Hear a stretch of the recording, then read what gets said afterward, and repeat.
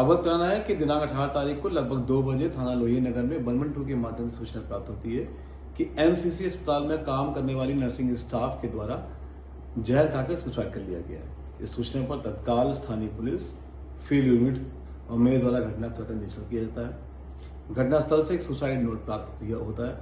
मृतका के परिवारजनों से पता लगता है कि मृतका की शादी लगभग 2.5 वर्ष पहले फफूंदा में हुई थी तथा 1 वर्ष पहले किन्हीं कारणवश उसके पति का देहांत हो गया था। मायके और ससुराल पक्ष दोनों के द्वारा बताया गया कि उनके बीच में बहुत अच्छे संबंध है तथा किसी तरह का मनमुटाव नहीं है।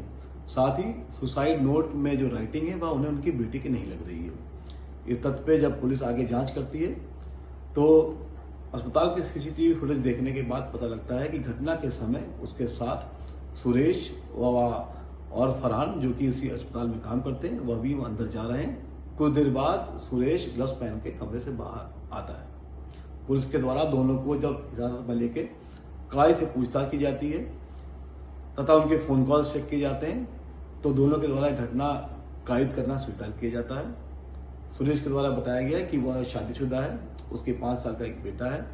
पिछले 7 से 8 महीने पहले उसके साथ उसकी दोस्ती मृतका से हो गई थी।